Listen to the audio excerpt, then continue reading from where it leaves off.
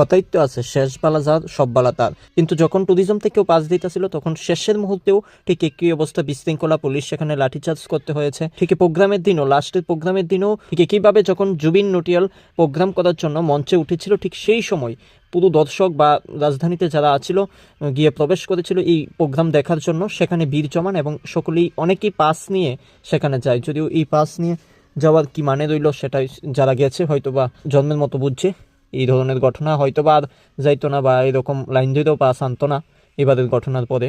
কিন্তু এই ব্যবস্থাপনা সত্যিই একটা ভয়ঙ্কর দৃশ্য দেখাইলো। কিন্তু এই জায়গাতে আমি কুমু সরকারদের বদনাম করার লাগেও কিন্তু একটা মহল, সরকারেরই একটা মহল কাজ করছে, যার কারণে কিন্তু সেটা একেবারে দেখা গেছে প্রোগ্রাম শুরু থেকে শেষ পর্যন্ত কিন্তু সরকারেরই অনেক মন্ত্রী মিনিস্টারের কাণ্ড দেখা গেছে। কিন্তু তারপরে আবার একইভাবে এই ছবিও পুলিশের লাঠি চার্জ করা, পুলিশের এডিশনাল এসপি সেখানে খুদ নিজে লাঠি চার্জ করেছে, যে ছবি দেখা গেছে বিভিন্ন ভিডিওতে।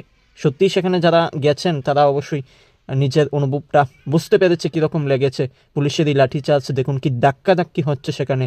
সেখানে বলা যায় যুবকরা যেমন গিয়েছিল, সেখানে বৃদ্ধ থেকে শুরু করে ছোট বয়সের যারা আছে তারাও গিয়েছিল। সেই ধাক্কির মধ্যে অনেকেই আহত হয়েছে। খুবই দুঃখজনক ঘটনা। তবে এই ধরনের ঘটনার কি বিস্তারিত দেবে ট্যুরিজম ডিপার্টমেন্ট, সেটাই এখন দেখার বিষয়।